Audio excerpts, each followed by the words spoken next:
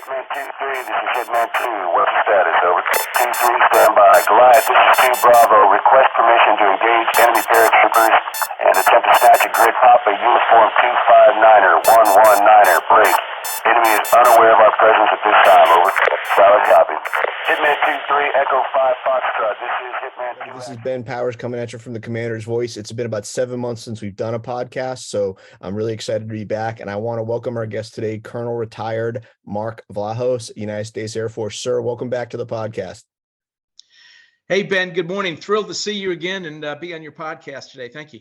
Now, this is really exciting. So for those who don't know, Mark was my very first guest ever on the podcast, and we were talking about his previous book, Men Will Come. Today, we're talking about his latest book, which is called Leading the Way to Victory, A History of the 60th Troop Carrier Group from 1940 to 1945. Mark, would you please share the book with the audience here? If you just hold that sucker up. Yeah, I sure will, Ben. Yeah, this is I'm thrilled. I had a great publishing team behind me with Knox Press, great editors and design team. So really thrilled with this product. Another 3-year labor of love, and excited to talk about it today. So this is really exciting because, just for those who don't know, Mark is a historian of troop carrier groups in World War II, the air component of airborne. These are the guys who brought airborne and glider troops into combat throughout World War II. And Mark himself is a former C-130 navigator and also an airborne qualified parachutist. So he knows this business intimately. And so my first question, Mark, because we're talking 1940 to 1945, before we start recording, you said this was like the second troop carrier group to be stood up. And these guys are really like the OGs, the original gangsters. They developed a lot of the TTPs before airborne in the U.S. Army even got into combat. Could you elaborate on that a little? Yeah, sure will, Ben. You're correct. The 60th was formed, actually activated about a year prior to Pearl Harbor. So think about that. They were actually called transport groups at the time, later changed to troop carrier groups in the title, actually. But the 60th played a major role in the initial development of our airborne capability, working with the 82nd Airborne down in North Carolina. And like you said, they helped develop the tactics, techniques, and procedures for airborne ops. And the 60th was our most experienced troop carrier group. When they actually deployed overseas, they were the first troop carrier group to deploy to the European theater of operations in World War II to England. Now, when they were in England, they got tagged for Operation Torch, which, as my more informed listeners and viewers will know, was the invasion of North Africa in the fall of 1942. And they teamed up with one of the more historic airborne units in the United States Army. So could you tell us a little bit about that operation? Yeah, sure will. When the 60th deployed overseas, the ground echelon of the 60th actually went overseas on the Queen Elizabeth, and with them were the paratroopers of the then 2nd 503rd Paratroop Infantry Regiment. They were a battalion actually size, and under the command of Lieutenant Colonel Ed Raff. They later became, the 509th, but interesting story in itself. But they arrived in England the same time and actually trained together in England. And that was just a really neat time, because obviously they were still learning the parachute mission also. The crews were getting qualified. The men had a short stay in England, but they all loved it there. It was a good time. Now, that's a really interesting point, because as you read more about the expansion of airborne units during World War II and larger operations, there would be a lot of after-action reviews about maybe inexperienced crews, or at the very least, not an opportunity for crews to work with the same ground units and develop a level of teamwork and cooperation and trust. Where the 60th and the 2nd of the 503rd/509th PIB, because they were probably the only paratroopers and only troop carriers in England at the time, did they achieve a higher level of cooperation than it might have been seen later in the war between troop carrier groups and airborne troops? Yeah, they were definitely a team. I think that time in England together forged them, as a fighting combat team, almost a combined, a joint, force operation there. Again, the 2nd of the 503rd, like the 60th, was the first parachute capability that we deployed overseas. The leaders got to know each other because of that time together in England. And when leaders spend time together and train together, that forges a team, and they learn to think. They learn each other's strengths and weaknesses, which the planning team actually did a really good job for Operation Torch. Obviously, because of the complications that were involved with that mission, there were several of them we can talk about. Obviously, with the French in North Africa, were they going to fight or not? But it was just a really, a great team, the 60th and the 503rd. No, Roger that. Now, so as you alluded to right there, so the invasion of North Africa, it's French North Africa. France has already fallen. You have the Vichy French government, which is a nominal German ally. They're garrisoning North Africa. The question is, are they going to fight for the Axis, or are they going to embrace the Free French message and accept the Allies coming ashore? So what was the mission of the 509th that required them to be dropped by the 60th into North Africa? What were their objectives? Yeah, the objectives were two airfields that were central to the French position in North Africa. They were just south of the port city of Oran, Algeria, and there were amphibious troops obviously coming ashore west and east of Oran. And but these airfields were just 15, 20 miles south of the coast. So they were key objectives.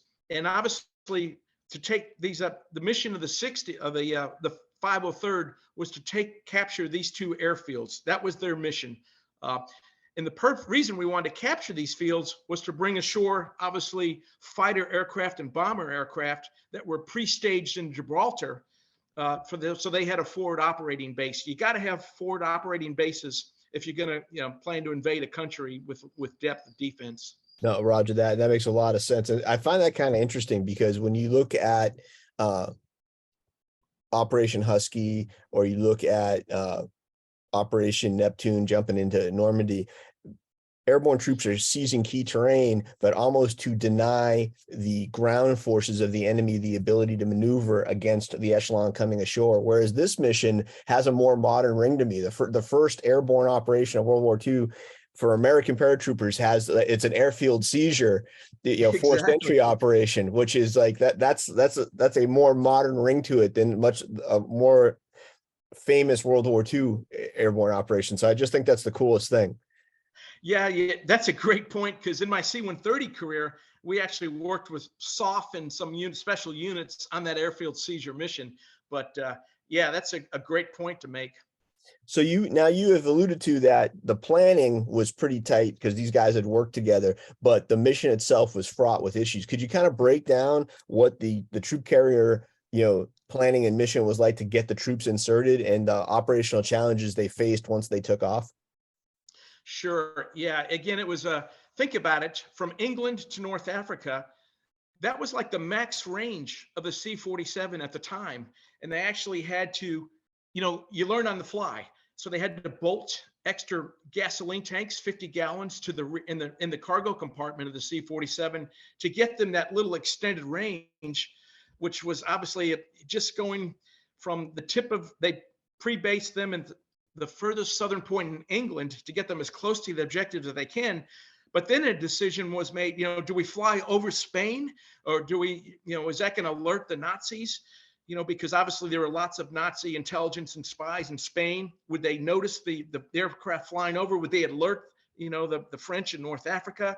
Do we fly offshore? Do we fly over Spain? So that was a decision that had to be made. Just flying at night, the mission, because of they wanted the paratroops to land, take the objective just prior to dawn. It drove a night takeoff in England, flying all night.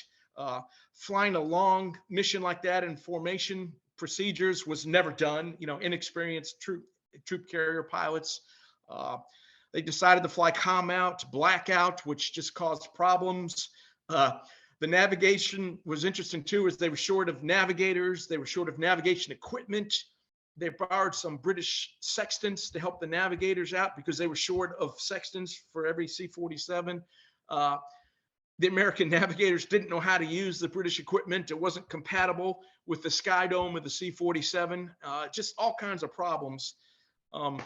Again, and then whether the French would fight or not, we talked about, drove the complications. So they had to actually, as you know, no plan survives first contact with the enemy. Roger And that. this was just so true. So they actually had to have two branch plans, kind of a war plan and a peace plan, they called them, whether the French would fight or not fight. The peace plan was they were just going to air land, just land at the airfields, offload the paratroopers to defend and seize the objective, take control of it. If it was going to be a combat war plan, then the branch plan called for actually a paratroop drop on a drop zone between the two airfields, where the paratroopers could then go either direction and seize the objective. So yeah, lots of little branch plans, unknowns. Just a really interesting situation developed. I can't imagine a tougher set of parameters for a combat debut, just in terms of duration, night flying, comms blackout, unfamiliar equipment, branches and sequels that may or may not be utilized depending on the enemy situation on the ground. That is, graduate level air ground cooperation. And think about this too. You're right. This was our first. It wasn't graduate level. These were barely qualified crews and brand new paratroopers. This was a one-way ticket mission too. You think about it. I mentioned it was the max range of the C-47s. They had to land. This was a one-way ticket. Those C-47s were going to land in North Africa. They had no fuel to divert anywhere else. The airfield at Gibraltar was already maxed out with MOG on the ground, with fighters and bombers, so they couldn't land there. This was a one-way ticket. That's absolutely amazing. So how long did the actual flight take from England to the drop zones? Oh Lord, oh Lord, you're making me do some public math here. I think the original takeoff was I think going to be about 4 p.m.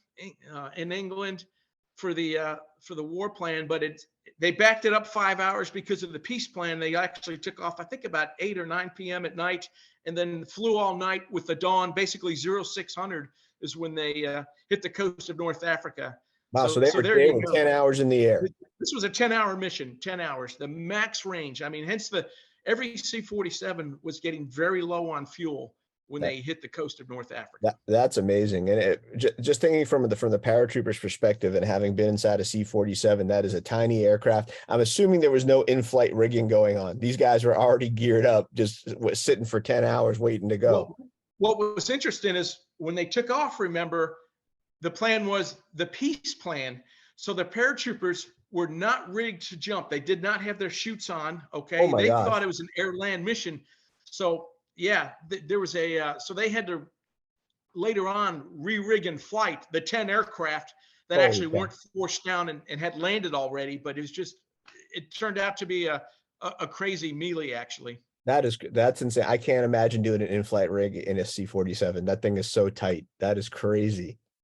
Oh yeah. You just, my heart goes out to those paratroopers and Ed Raff. They were well-trained, obviously, but this was just adapting on the fly once the French fired on the first aircraft that coasted in over Iran. And then the plan changed from there, and they had to quickly, they're running out of fuel. They couldn't land at the airfields. They had to re-rig, and so that about 25 of the C-47s actually landed on a dry lake bed just west of the two airfields, the objectives, to adapt. They had to sit down somewhere. The French, they were getting fired upon, fighters, so they just had to get down so they weren't shot down. Wow, that's absolutely amazing. So obviously it was the war plan. They dropped their troops, and then like you said, they're out of fuel. They had to land in a dry lake bed.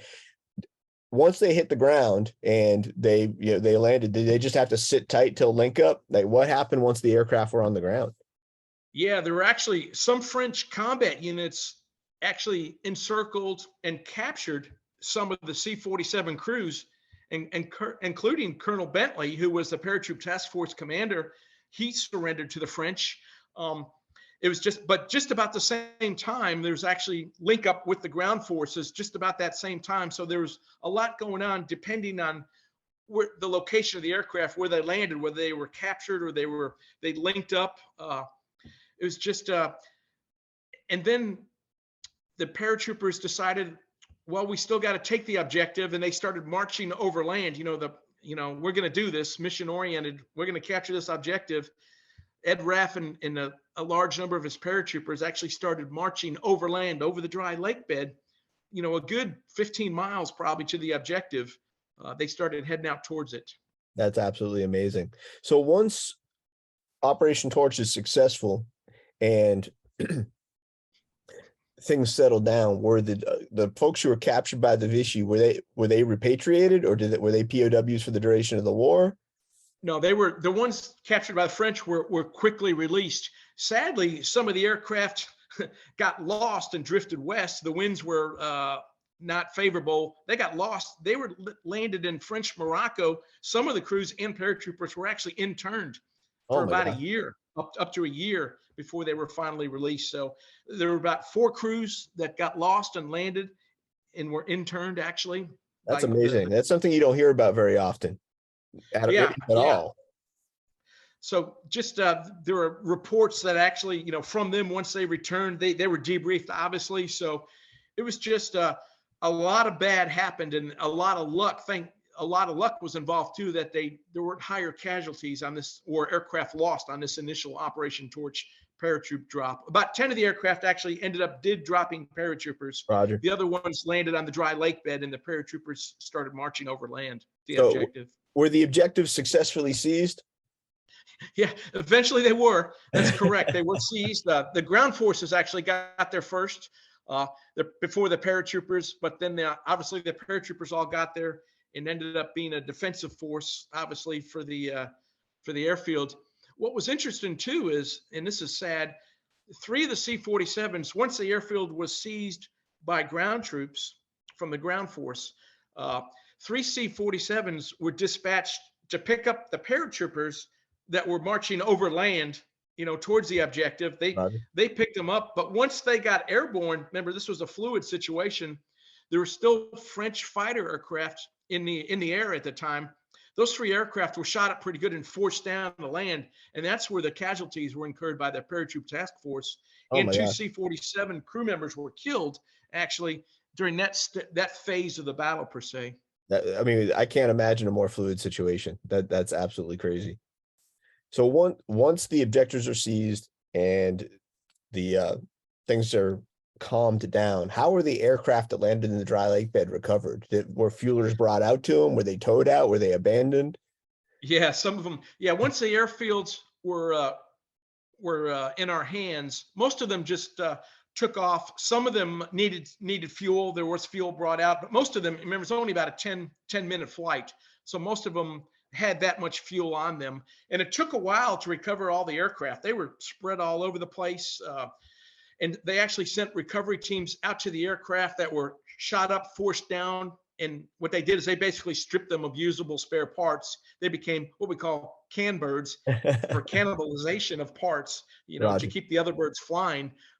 It was just, the ingenuity of the crews just really had to come into play here. Because remember, they needed those aircraft to further follow the army and across Algeria into Tunisia. The C-47s continued to play an important part. There were many more airdrops too of the 503rd and the British Airborne Unit. I believe it was the 6th paratroop, might have been the 1st or the 6th, that were involved with the North Africa campaign also.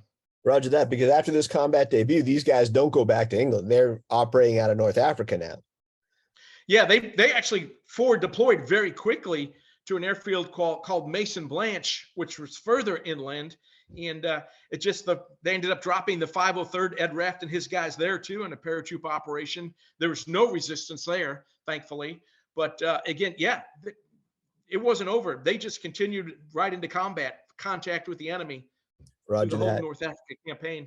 So these guys, we could spend all day talking about North Africa, but these guys have such a storied combat history. I want to jump forward a little bit. So they support combat operations in North Africa through the end of the campaign there. And then once North Africa is taken, every casual student of World War II knows now they're thinking about, okay, we need to go up through the soft underbelly, as Churchill called it. And the invasion of Southern Europe is now being scheduled, and the focus is on the island of Sicily. And these guys play a huge role in the invasion of Sicily as well. So they've got the honor of having the first combat drop of American paratroopers in World War II on their battle honors now. And now they're going to do the first American troop carrier glider assault, but supporting British troops. Is that correct?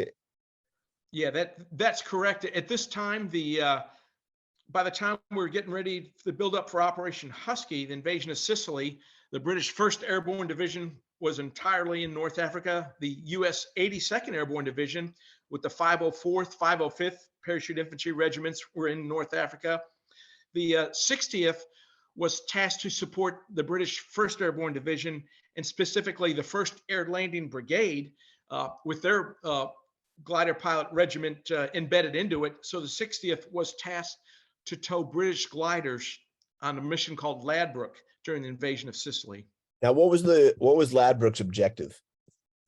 Yeah, their objective was to seize a critical bridge inland, intact, obviously. So the British, this was the British sector we're talking about, the east side of Sicily. The Americans landed on the south side with the 82nd dropping there, but the 60th was a portion to the British sector, and their objective was a key bridge inland. So once the British 8th Army came ashore, they obviously could cross this bridge quickly and then drive north towards the boot of Italy. Roger that. Now, how much glider experience did these guys have before linking up with the glider pilot regiment guys in the 1st Air Landing Brigade? Had they ever done glider tows in CONUS or anything like that, or is this brand new to these guys? Okay, remember the 1st Air Landing Brigade's British. Okay, so the only training they had was back in England, probably on the Horsa glider, which was their primary glider. It's a whole story in itself, just trying to get enough gliders to North Africa assembled prior to the invasion of Sicily. The gliders came late. The original plan did not call for a glider mission. It was British General Montgomery who decided, threw in the wrench. When he decided, I want a glider-borne, mission so it wasn't originally part of the planning. So the planners had to adapt, adjust, and overcome that wrench. Again, so the British, they didn't know what American Waco glider was, and they couldn't get enough horses into North Africa for many reasons. So the British planners had to adapt their payloads and everything at the last minute to the American Waco glider. But we had to train the British glider. Our glider pilots had to train the British glider pilots how to fly the Waco. All this prior to the invasion. It was a compressed timeline. British airborne doctrine did not call for night operations. The British glider pilots were not trained in night operations. Of course, General Montgomery decided he wanted a night mission. And it just, again, the plan becomes complicated. The training timeline, the experience levels are so low. The troop carrier crews had no experience towing gliders either. The 60th had not towed gliders in the States before they left. That capability was new and developed after they had left, because we really didn't field an American glider till 1941, late 42. Roger so that. Just lots of complications, again, leading up to the invasion of Sicily to overcome. Track it. So this leads me to two questions. So going back to General Montgomery insisting on a glider-borne element to the assault, was that because he wanted to have integral units landing together, which a glider provides, provided it doesn't crash? Or did he want heavier payload? He wanted to get some artillery in there. What was the impetus for him to insist on glider-borne forces? Yeah, both of those are correct. He didn't trust the navigation expertise of the American troop carriers to drop a paratroop force intact close to that bridge with enough of them could gather firepower to take that objective. So hence he thought the glider would provide the two things you mentioned exactly. Obviously more a pinpoint landing, hopefully closer to the objective, and some anti-tank capability heavy, than the paratroopers could carry. So that was his thought process. You're exactly Roger. Good point. And so the second question is, with the 60th being new to towing gliders and the Waco glider being introduced in lieu of the Horsa glider to the British glider pilots, how much opportunity did these guys have to practice before they went into combat together? Yeah, each British glider pilot on average got about 8 flights, with about 4.5 hours total flying time. Think about that. Oh my gosh. 1.9 hours of night training each. So it was just barely, qualified per se. And this brings up, let me mention another point too, because this will kind of a teaser for my current book, which will be my next book I'm working on. 24 hours prior to D-Day, for the invasion of Sicily, the British figured out they were short 26 glider pilots to fill their cockpits. Oh my gosh. And 24 hours prior to the mission, a call went out. The British commander went to the American troop carrier wing commander to ask for volunteers to fill those 26 seats. So each troop carrier squadron unit was tasked to provide about 5 glider pilots. And at the time, all the Americans were asked, the message came down through the chain of command, we need some volunteers to fly on a mission with the British. That's all the message said. The American glider pilots did not know when they raised their hand that they were volunteering for the invasion of Sicily 24 hours prior to go. They weren't equipped to do it. So this was a story in itself. So these 26 American glider pilots volunteered for this and actually flew on the mission. That's an unknown fact that most Americans are unaware of, which my next book I'd like to publish is called American Glider Pilots in Sicily. And it'll highlight those 26 volunteers, their story, their heroism, and just a neat story in itself. No, that's absolutely, I can't imagine thinking you're volunteering for some just nebulous mission, and all of a sudden you're going into combat with an allied force, completely different, mission profile. You don't know these guys, you don't know their TTPs. And then, you're a glider guy. So once you're on the ground, you're fighting as infantry. Yeah, it was just adapt, adjust, and overcome. Those glider pilots, until they showed up at the British, they just kind of showed up at the British camp in the briefing. Did they realize they were told then what they were about to do, what their mission was. So just a story in itself. That's absolutely amazing. So this Operation Ladbroke to seize this particular bridge, I'm getting Pegasus Bridge vibes here. Was it done as like a coup de main, like Pegasus Bridge, land as close as possible to the objective, seize it by shock and awe, or did they land further away and do an approach march? How did they actually seize the bridge? Well, the planning was, as you said, a coup de main. That's how Montgomery thought. A lot of capability right there. Of course, no plan survives first contact with the enemy. Again, we'll use that phrase again. The Ladbroke mission ended up being a disaster, and I'll just say this for a lot of reasons. One, we talked about night flying, how the troop carrier and glider crews weren't really qualified, had barely qualified to fly a night glider tow mission. You're talking about flying formation at night. It was decided that the release point would be over water. Now think about this. The release point actually was 3,000 yards offshore. That equates to 1.7 miles when you, I believe, roughly when you compute 3,000 yards to miles. Roger. Sadly, there ended up being about a 30-knot headwind from the shore that these gliders had to go into. A lot of the troop carrier crews weren't trained to judge distance offshore at night. Okay. Then when you throw in searchlights and AAA fire, into the mix, once they were the formations were discovered, sadly, many of the troop carriers released their gliders much further offshore than that planned release point. So the gliders obviously they were released about 1,500 feet was the planned altitude, with a 30-knot headwind. They released probably some of them up to 6 miles offshore. There's just no way their glide ratio, they could make land. So it ended up being a disaster. Of the 144 gliders that were on this first mission, about 69 of them sadly landed in the sea at night. And think about that. Oh my God, just trying to get out of a glider that's sinking at night. I can't even imagine. And so you're talking initially, 300, there was thought up to 600 paratroopers and Americans were lost. 6 American glider pilots, 5 of them were killed on the mission, drowned. When the final count came in, 326 British paratroopers were lost. So what ended up happening, what kind of force made it to the objective was your question we'll get to now. Only about 45 guys got to that bridge. Wow. I think with one 6-pound anti-tank gun fairly close.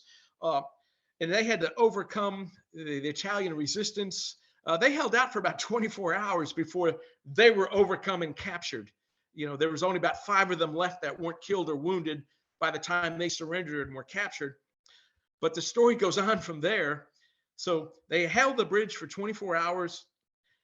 As they were being marched off as prisoners, finally the British 8th Army linked up with them. So they were they were let free. That's force, including the 2 American glider pilots and the British paratroopers. They were liberated. The ground force eventually got to the bridge. So by all means, their objective was seized, but by 45 guys. It was just, again, luck, by the grace of God. Just the fog of war. Just another story in itself. The heroic efforts of those 45 men. Roger that. That is, I mean, that's a true combination of tragedy and heroism. If I saw that in a movie, it'd be like, I wouldn't believe it. Like that's almost too crazy. You know what I mean? Just a small element seizes the bridge, holds out for 24 hours, gets captured, rescued at the last moment. It's like this was the first. Amazing. This was the first bridge too far. This should be the first bridge too far movie. Roger that. That's what an amazing story. Oh my goodness. I got to take a moment. I'm overwhelmed by that. That's just crazy. So after this is a little bit different from North Africa, because I'm assuming once the troop carrier units cut the gliders loose, they're still empowered aircraft where they were able to make it back to North Africa. That's correct. All aircraft of the 60th made it safely back to North Africa on this mission. 2 days later, there was a follow-on mission. It was a combined paratroop glider operation, a lot fewer gliders. And what was interesting is the British glider pilots refused to be towed by the American troop carrier pilots on this mission, just because of word had gotten back, what had happened on a couple nights prior. And they didn't trust the troop carriers to drop them. They were all towed by British bomber aircraft, Halifax bombers and some Albemarles. But this mission, the 60th carried paratroopers on this mission. They did not tow gliders. It was a Fustian, if I can't pronounce it correctly, Fustian. Okay. Fustian was the name of this mission. Fustian, I don't know how the British say it. But this mission was deadly for the 60th. The 60th lost, about 20 members were killed. They lost 9 C-47s shot down either by the British Navy or German defenses. It was just another disaster. Sicily was just a last disaster for airborne ops. On the American side, the 82nd our U.S. Navy shot down 23 C-47s with tasked to the 82nd on that. So just Sicily overall, Operation Husky was an airborne disaster. And many have tried to convince Eisenhower never to do an airborne operation again after this disaster. Thankfully, we studied the lessons learned, TTPs, better coordination and planning with the Navy was, needed and learned. The lessons in blood of Sicily, thankfully, did pay dividends later on in Europe during the cross-channel invasion in Holland. And so Roger just that. a lot was learned. Like you said, those are lessons written in blood. The thing that I find interesting is, so you've got the 60th now has North Africa and Sicily under their belt.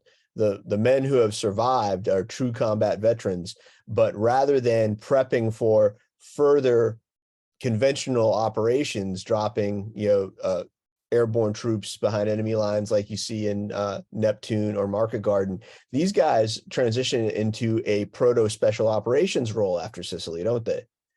So you're exactly correct. Once we obviously the invasion of Italy came next after Sicily, and there was airborne operations in there. The 60th was committed to conventional, but once we took territory, Brindisi is kind of on the far boot of southern Italy. That became a forward base for the 60th. Once they moved up, they leapfrogged from Tunisia. They were in Sicily, I think, for about 6 months before they transitioned in March of 1944 to Brindisi, Italy. But there they were fell under the RAF 334 wing, and they were total committed to special operations supporting the secret war in the Balkans, which is just another huge story in their story chapter, another chapter in their history. It was a very large chapter in my book. But you're right, they were supporting the British SOE and American OSS, helping the partisans in Yugoslavia with the important mission of tying up Nazi divisions that couldn't be sent to Europe. So this was an important phase of the war too that most people don't know about. Now, was that mission primarily? I'm making assumptions here. I'm not pretending I'm an expert. I did read the book, but I want to make sure I get it.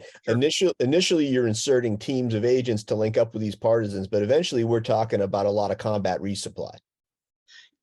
Exactly. It ended up being combat resupply, weapons. They actually carried mules, believe it or not, to tow 75 millimeter, field artillery in the mountains. So some 60th Airland Birds. You hear about in Asia, oh Lord, in Burma, the C-47s carrying mules, but Roger.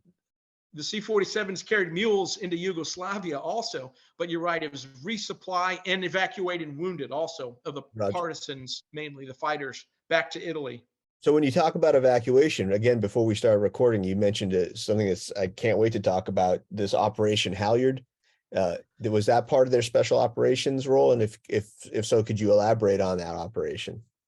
Yeah, Operation Halyard came later in 1944, but you have to remember too, a lot of American bombers were based in Italy, and they had missions to bomb the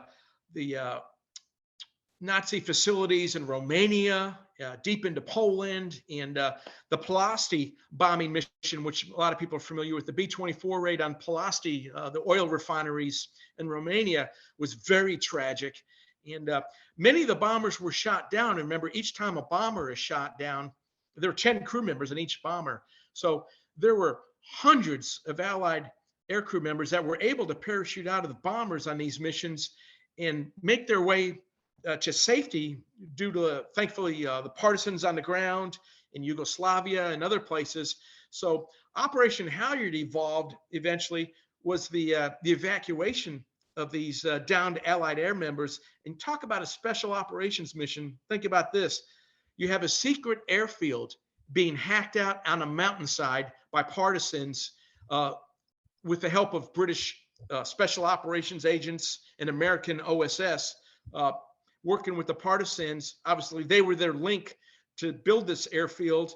And the plan was to bring these C-47s to actually land there and help and land up and load up these down flyers and fly them out back to Italy to safety. So the 60th played a major role in the initial push of Operation Halyard to evacuate and liberate fly to safety, those 500 downed Allied airmen. And it was a huge strike package. There were fighters involved for cover, shooting up the ground, distracting the Nazis, pinning them down where these C-47s land. And this is behind Nazi lines. I mean, there's a story called, I think it's a book called The Forgotten 500 that's dedicated solely to this operation. It's a great book. The author's slipping my mind off my head right now, but I'll text it to you later. But great story. The 60th played a major role in that. Again, talk about a fantastic movie. I mean, everyone's excited about the new Tom Hanks 8th Army or not 8th Army, 8th Air Force miniseries coming out, but this is something that would be super exciting to see on film. This is again something that if someone had told me about this as fiction, I'd be like, that's crazy. There's no way you can pull that off. That's amazing. Yeah, I wish I had it's on my bookshelf in the other room, but yeah, they should make a movie out of this. It over several months, over 500 downed Allied flyers were rescued, all from behind Nazi enemy lines, landing a C-47, behind enemy lines on a makeshift airfield. It's amazing they didn't lose any aircraft. It was just crazy. But now I got to ask, as a professional aviator, and so you've got this makeshift airfield, like you said, and I get it. They're coming in and they're coming out. Did they put any ground support in there? Were there generators or anything like that, just in case an aircraft crapped out? Like, no, there was nothing there. I mean, think about it. The struts on those wheels, the beating they took landing on this rough-hewn mountainside. They did lose some aircraft later on in the operation over the months, but no, there was there wasn't an airfield support there like Wow. you would say.